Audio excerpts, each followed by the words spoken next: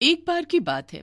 एक शहर में एक चुड़ैल रहा करती थी जो कि अक्सर रात के समय शहर में यहाँ वहाँ भटका करती थी। जब भी उसे रात के समय कोई इंसान दिखता वो उसे मार डालती थी। ये करके उसे काफी सुकून मिलता था और उसे ये करके ताकत भी मिलती थी। एक दिन आधी रात में जब चुड़ैल हर रोज की तरह शहर में भटक रही थी तब वो सोचती है, ओहो, आजकल तो मेरे पास करने को कुछ खास है ही नहीं। अब तो मैं अपनी जिंदगी से काफी ऊब चुकी हूँ। क्या वही हर रोज का रात में भटकना और लोगों को मारना। हाँ चलो अब कुछ नया करते हैं। इतना कहकर चुड़ैल भटकते भटकते शहर से बाहर निकल जाती है और तभी उसे शहर के बाहर सुनसान जगह पर एक बड़ा सा घर दिखाई देता है। वो भी शहर से बाहर, ऐसी जगह पर? लगता है ये किसी अमीर आदमी का फार्म हाउस है। चलो अंदर चलकर देखती हूँ क्या है। और जब वो गेट खोलकर अंदर जाती है तो देखती है कि घर के ठीक सामने एक बगीचा भी था जहाँ कुछ फूल लगे हुए थे। ये घर तो सचमुच काफी बड़ा है, पर सब लाइट्स ऑफ है। शायद यहाँ कोई है नहीं।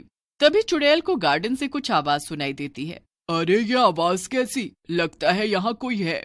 ऐसा लग रहा था मानो कोई गार्डन में मिट्टी खोद कर निकाल रहा हो। चुड़ैल एक पेड़ के पीछे छुपकर गार्डन में देखने लगती है। वहाँ पर एक आदमी था जो कि एक बड़ा सा गड्ढा खोद रहा था। अरे आखिर ये आदमी इतना बड़ा गड्ढा खोद किसके लिए रहा है? कुछ समझ नहीं आ रहा। चुड़ैल उसे चुपचाप देखती रहती है। थोड़ी देर में जो चुड़ैल को दिखाई देता है उससे वो हैरान रह जाती है, क्योंकि गड्ढा खोदने के बाद वो आदमी उसके अंदर एक आदमी की लाश को डाल देता है और फिर उस गड्ढे को वापस से भर देता है। ओहो, ये आदमी तो खूनी निकला। अब आएगा ना मजा। उधर आदमी खुद से बातें कर रहा था। लो हो गया मेरा काम खत्म। अरे ये क्या, मैं एक चीज तो भूल ही गया। आदमी उस गड्ढे के ऊपर एक सुंदर फूल लगा देता है। चलो अब चलता हूँ यहाँ से। अच्छा हुआ किसी के बिना देखे काम खत्म हो गया। अब चैन से सोऊंगा। तभी ये सुनकर चुड़ैल आदमी के सामने आ जाती है और उससे कहती है, शायद तुझे पता नहीं पर किसी ने तो तुझे देख लिया है।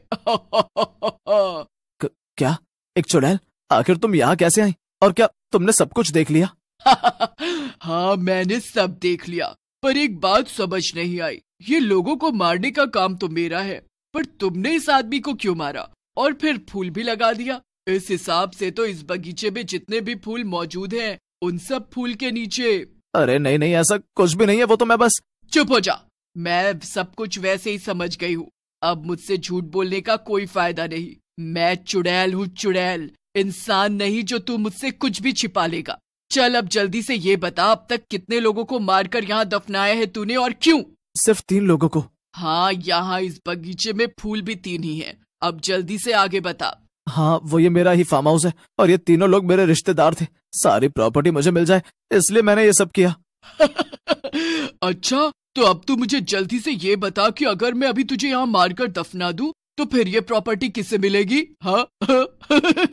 नहीं नहीं, प्लीज मुझे माफ कर दो। मैं दोबारा ऐसा नहीं करूंगा। मुझे यहाँ से जाने दो। नहीं, बिल्कुल नहीं। तू तो पहले से इतने लोगों को मार चुका है। तुझे छोड़ने का क्या मतलब? तुझे मारूंगी तो मुझे भी एक दोस्त मिल जाएगा। क्या क्या मतलब? आदमी कुछ और कहता उससे पहले ही वो चुड़ैल उस आदमी की गर्दन दबाकर उसको मार देती है और वो आदमी भी एक भूत में बदल जाता है।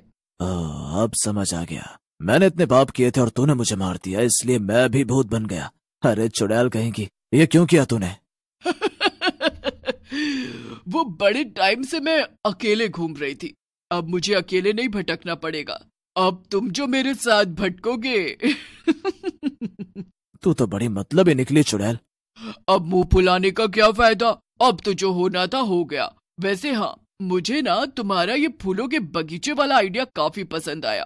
अब हम दोनों ऐसे ही लोगों को पकड़ कर लाएंगे और उन्हें यहाँ मारकर दफनाएंगे। ऐसे हमारा बड़ा सा फूलों का बगीचा हो जाएगा। वैसे भी मुझे फूल काफी पसंद है। हे भगवान, मरने से पहले तो मैं प्रॉपर्टी के लिए लोगों को मार रहा था, पर अब मरने के बाद मैं क्यों लोगों को मारूंगा भला? अरे वो इसलिए क्योंकि लोगों को मारकर ही हमें ताकत मिलती है। अच्छा ठीक है, फिर जैसा तुम कहो। फिर क्या था, भूत इंसान को पकड़ कर लाता और चुड़ैल उसे मारकर बगीचे में दफना देती। कुछ समय तक ऐसा ही चलता रहता है।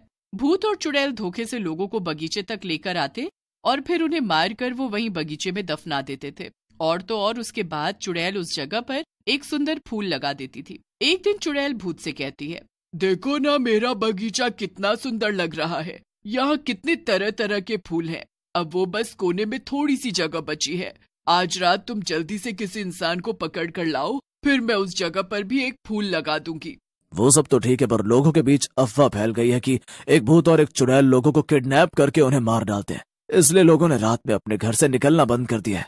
और तो और कुछ भूत पकड़ने वाले तांत्रिक और पंडित रात में हमें पकड़ने के लिए भी निकलते हैं। उन्होंने मुझे देख लिया तो गड़बड़ हो जाएगी। अरे तो मैं क्या करूं? नहीं, मैं नहीं जानती कुछ भी। मुझे मेरे बगीचे में उस आखिरी जगह पर ही फूल लगाना है। तुम कुछ भी करके इंसान ढूंढ कर लाओ। अच्छा ठीक है, पर ये आखिरी बार है। इसके बाद हम लोग ये जगह छोड़कर कहीं दूर जाएंगे, ठीक है ना? हाँ हाँ ठीक है। भूत इंसान को ढूंढने के लिए चला जाता है और उधर चुड़ैल हंसने लगती है। इस बेवकूफ भूत को लगता है कि मैं अपने इस खूबसूरत बगीचे को छोड़कर कहीं और जाऊंगी। इसे जाना हो तो जाए, मैं तो नहीं जाने वाली कहीं भी। भूत शहर में भटकते भटकते इंसान ढूंढने लगता है, पर उसे कहीं कोई जानवर तक दिखाई नहीं देता। अब क्या करूं? सब लोग तो डर के मारे अपने घर में छिपे बैठे हैं। यहाँ शहर में तो अब एक बिल्ली तक दिखाई नहीं दे रही। तभी उस भूत को सड़क पर थोड़ी दूर पर चल रही एक लड़की दिखाई देती है। ओहो, ये लड़की इतनी रात का इस सुनसान सड़क पर क्या कर रही है? अजीब बात है, पर मुझे क्या, जल्दी से इसे पकड़ लेता हूँ और चुड़ैल के पास ले जाता हूँ, फिर छुट्टी मिलेगी। भूत अचानक से लड़की के सामने जाकर खड़ा हो जाता है और उसे देखकर लड़की जोर से चिल्लाती है, आ बचाओ! ये तो सच में भूत आ गया। सही कहा था माँ ने, मुझे रात में घर से नहीं निकलना चाहिए था। अब क्या करूं? बचाओ, कोई बचाओ! चुप हो जाए लड़की, यहाँ तुझे बचाने कोई नहीं आने वाला। लड़की भूत को बोलता देखकर बचाओ बचाओ चिल्लाती है और भागने की कोशिश करने लगती है, पर भूत उसे पकड़ लेता है और उसे कंधे पर टांग कर किडनैप करके चुड़ैल के पास ले जाता है। वो उस लड़की को चुड़ैल के सामने फेंक देता है। ए चुड़ैल, ये लो, मैं तुम्हारे लिए ये आखिरी इंसान ले आया। अब तुम इसे जल्दी से मारो और फिर इसे वहाँ दफना दो। हमें सुबह होने से पहले यहाँ से निकलना भी है। ओहो, तो ये लड़की मेरा आखिरी शिकार है। इसे मारने से मेरा गार्डन पूरा हो जाएगा और उसमें एक नया फूल और लग जाएगा।